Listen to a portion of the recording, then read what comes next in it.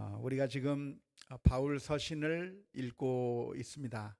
지난주에 고린도 전서하고 고린도 후서 6장까지 읽게 되었고, 이제 이번 주간에는 고린도 후서 7장에서부터 갈라디아서, 에베소서, 빌립보서까지 바울 사도가 쓴 편지들을 이번 주간에 읽게 되겠습니다.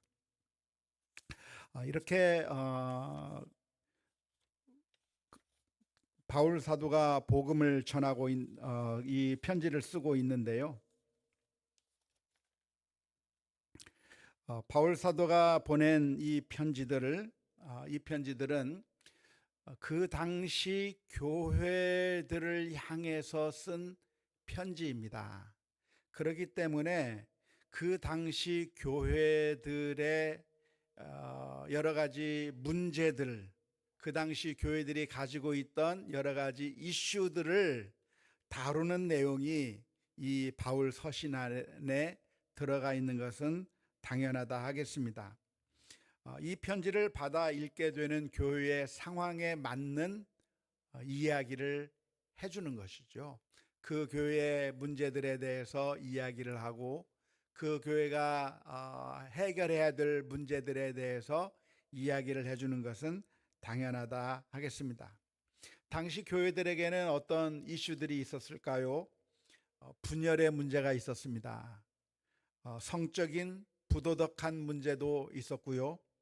우상에게 바친 음식을 먹어도 되느냐, 먹어서는 안 되느냐라고 하는 그런 논쟁도 있었고, 성만찬 예식을 진행할 때에 오늘날의 우리들은 성만찬 아주 조그마한 떡과 조그마한 잔을 사용하지만, 당시에는 성만찬이라고 하는 것이 그야말로 온전한 식사와 같이 준비가 되었던 것이어서 마치 함께 모여서 같이 우리가 주일날 점심 식사를 하듯이 같이 예배하면서 온전한 음식을 먹는 것이었는데, 그런 성만찬을 진행하면서 먼저 왔던 사람들이 다 먹어버려서 나중에 온 사람들은 먹을 게 없는 그런 문제들, 교회 안에 거짓 교사들이나 이단들이 침투해 있는 문제들, 그리고 교회에서 살아가는 우리 신앙생활 하면서 살아가는 우리 성도들의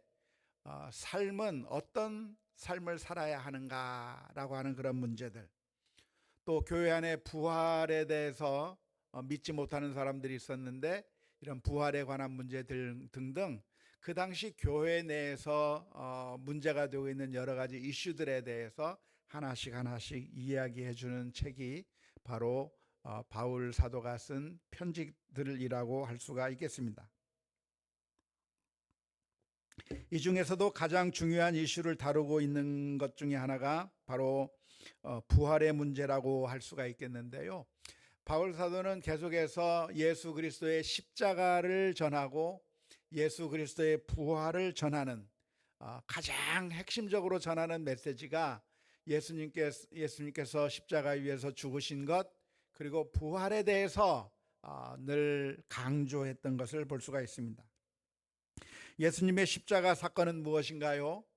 그것은 바로 예수님께서 우리들의 죄를 대신 지시고 희생 제사로서 죽으신 것입니다. 그 옛날 구약 시대 때 죄를 짓게 되면 속죄제를 드려서 죄 용서함을 받았듯이, 예수님께서 속죄 제물이 되어서 우리 대신에 죽음으로 말미암아 우리의 죄가 용서받게 해 주었다 하는 것이 십자가의 의미가 되는 것이죠. 구약시대 때 짐승을 잡아서 죄를 지은 사람이 있으면 그 죄 지은 사람이 죽어야 마땅하지만, 죄 지은 사람 대신에 양을 잡고 죄 지은 사람 대신에 소를 잡아서 사람 대신에 짐승을 죽여서 죄가 용서받게 된 것처럼, 이제는 예수님께서 우리 대신에 대신 죽으심으로 말미암아 우리의 죄가 용서받게 되었다고 하는 것이 십자가의 의미가 되는 것이죠. 그래서 예전에는 이런 짐승이 드려진 제사로서는 사람의 죄를 온전히 다 용서해 줄 수가 없었던 것이죠. 왜냐하면 짐승의 가치가 사람의 가치를 따라올 수가 없거든요. 적어도 사람이 죄를 지었으면 사람의 목숨이 대신 드려져야 용서가 되는 것이지, 짐승이라고 하는 가치가 떨어지는 것으로 죄 용서받기는 어려운 것입니다. 그냥 상징만 하는 것이죠. 그런데 진짜 예수님께서, 우리 아무 죄가 없으신 우리 주님께서 죽으심으로 말미암아 우리가 구원받게 된 것이 십자가의 사건인 것이고, 이 십자가의 사건 때문에 이제는 우리가 율법의 규정들을 지킴으로 말미암아 구원을 받는 것이 아니라 하나님의 은혜로, 예수 그리스도의 은혜로 우리가 구원받게 되었다고 하는 게 바로 바울 사도가 전한 복음의 핵심 내용이라고 할 수가 있겠습니다. 뿐만 아니라 부활에 대해서도 열심히 증거했는데, 이 부활에 대해서 뭐라고 증거했습니까? 부활이라고 하는 것이 진짜로 있었다. 예수님께서 정말로 살아나셨다. 바울 사도도 원래 믿지 못한 사람이었지만, 그러나 부인할래야 부인할 수 없는 예수님께서 부활하셨다고 하는 증거가 너무나도 넘쳐나기 때문에, 뿐만 아니라 수많은 증인들이 예수님께서 부활하셨다고 하는 것을 증언했기 때문에 예수님의 부활이 사실이다 라고 하는 것을 말하고 있고요. 두 번째는 예수님의 부활이 가지는 그 의미가 무엇인가에 대해서도 설명해 주는 것이죠. 예수님이 가진 부활의 의미가 무엇입니까? 그것은 바로 죄의 결과로서의 죽음을 이겨냄으로 말미암아 죄가 가져왔던 모든 불행한 것을 완전히 승리하고 죄의 모든 것들을 다 없앴다고 하는 그런 의미가 부활의 의미가 되겠습니다. 예수님께서 십자가 위에서 못 박혀 죽으시는 것만 우리의 죄를 용서해 주는 것으로 끝나는 것이 아니라, 그러나 만약에 죽음으로서만 끝났다고 한다면 그 죄의 결과를 극복하지 못한 결과를 가져오게 되는 것이죠. 그런데 예수님께서 부활하심으로 말미암아 죄의 권세를 물리치시고 죄의 강력한 파워라고 할 수 있는 죽음을 이김으로 말미암아 우리의 구원을 완성해 주었다고 하는 게 부활의 의미가 되겠습니다. 따라서 이 십자가와 부활의 복음을 전한 다음에, 그러면 우리는 어떻게 살아야 할 것인가? 우리는 어떻게 살아야 되죠?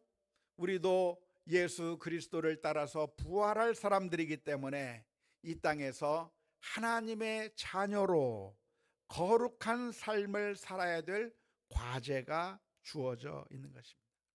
우리가 구원받는 것이 율법을 열심히 지켜서 구원받는 게 아니지만, 우리가 구원받는 게 어떻게 구원을 받아요? 율법을 잘 지켜서 완벽하게 돼서 구원받는 게 아니라 예수 그리스도를 영접하고 믿음으로 말미암아 하나님의 은혜로 구원을 받게 되는 것인데, 이 사실은 우리로 하여금 어떤 결론을 내리게 만들어야 되는가?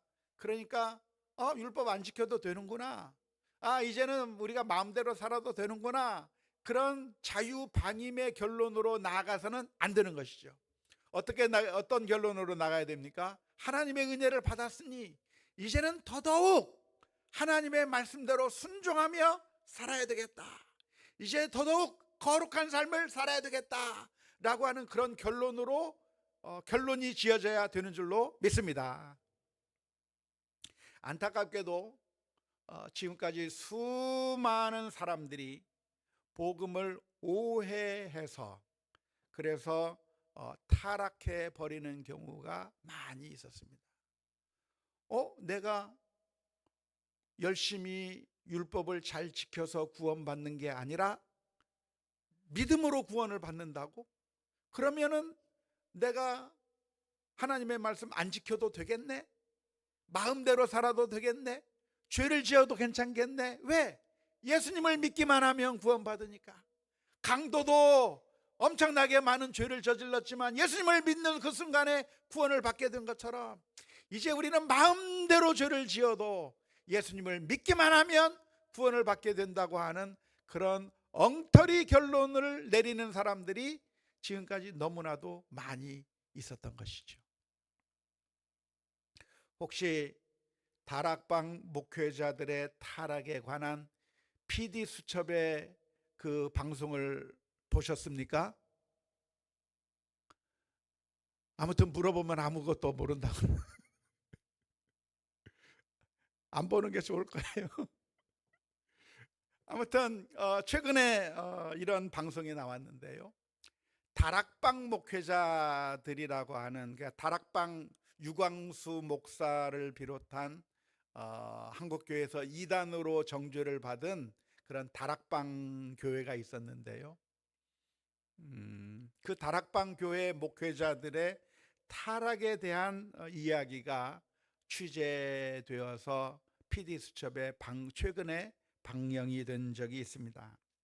그런데 보니까 그 목회자들이 엄청나게 타락했어요.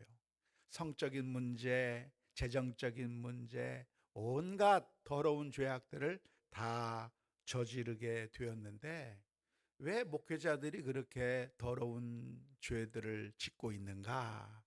그것은 바로 그들이 잘못 생각하고 있었기 때문입니다.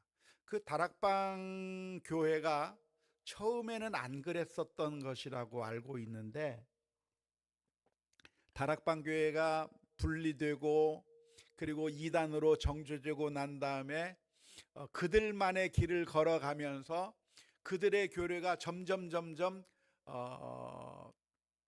극단적인 교리로 바뀌어 가게 된 것이죠. 신앙생활이라고 하는 게 이래서 혼자 하면은 안 되는 거죠.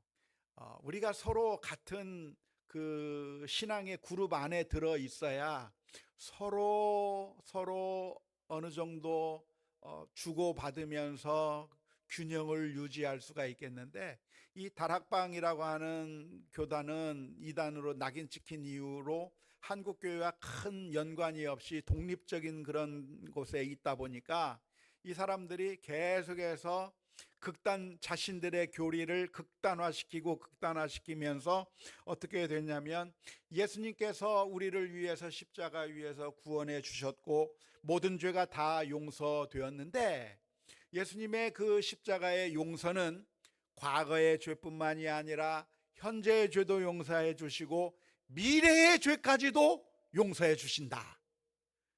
그러니까 앞으로 잘못을 해도 용서를 받을 수 있다.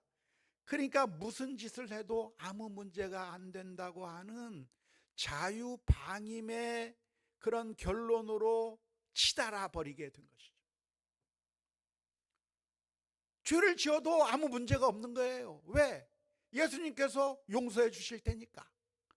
미래의 죄까지도 다 용서해 준다고 했으니까 마음껏 죄를 지어도 내가 예수님을 믿기만 하면 아무 문제가 되지 않는다고 하는 그런 극단적인 결론으로 치달았기 때문에 그들이 죄악을 저지르면서도 아무런 양심의 가책도 없고 오히려 당당하고, 그러면서 계속해서 잘못된 길로 가게 된 것이죠. 구원파가 가는 길로 똑같이 걸어가게 되었던 것입니다. 어쩌면 이 복음이라고 하는 것이 늘 이렇게 잘못된 방향으로 가기가 쉬운 것이죠. 역사상 그런 일들이 늘 반복되어 왔어요. 복음을 사실상 조롱하는 결과거든요.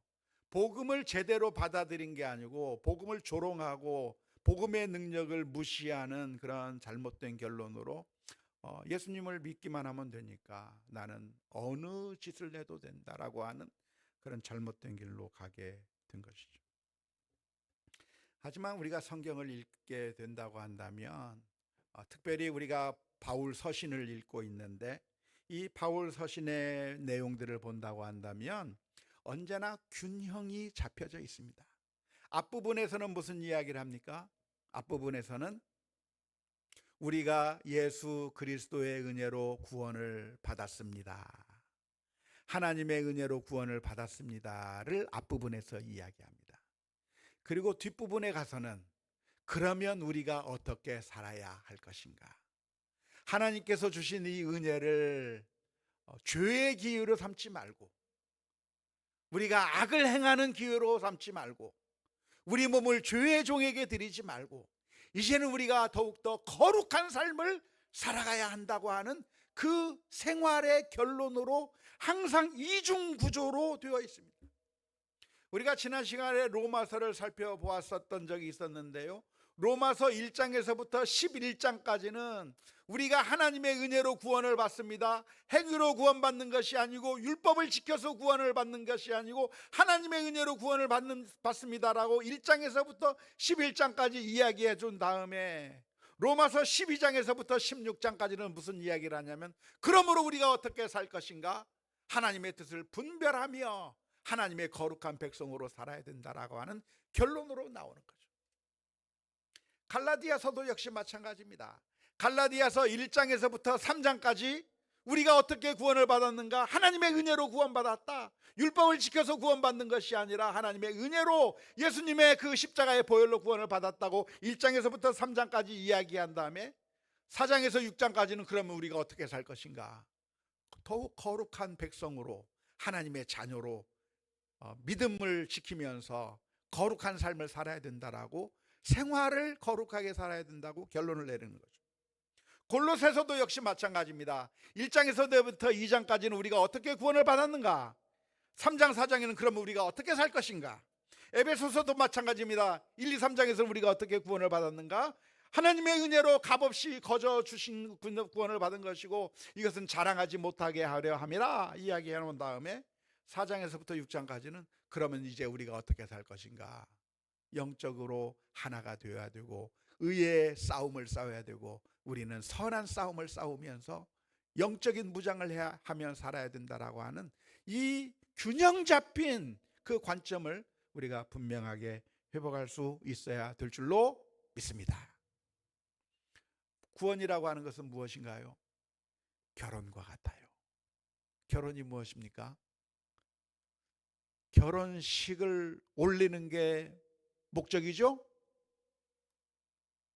그래요, 안 그래요? 아니에요. 어제 보니까 정말 결혼식이 하나의 쇼더라고요. 하나의 그 엄청난 그 공연이 됐더라고요. 멋있는 그 결혼식을 하는 모습을 봤는데, 그게 목적이냐? 아니에요. 그게 목적이 아니에요. 결혼식의 목적이 뭐예요? 결혼의 목적이 뭐예요? 남편과 아내가 서로 사랑하면서 사는 거예요. 힘들 때 서로 손잡아 주는 것이고, 어려운 거 함께 극복해 나가는 것이고, 같이 사랑하면서 행복한 가정을 만들어 나가는, 그게 결혼의 목적인 것이죠. 그런데 어떤 사람은 막 연애할 때 막 꽃도 갖다 주고, 막 애인한테 친절하게 막 하다가 결혼 딱 끝난 다음엔 다 끊어버렸어요. 왜 결혼한 다음에는 아무것도 없냐 그랬더니, 낚시꾼이 잡은 물고기에게 미끼 주는 거 봤느냐. 그것처럼 어리석은 사람이 없는 것이죠.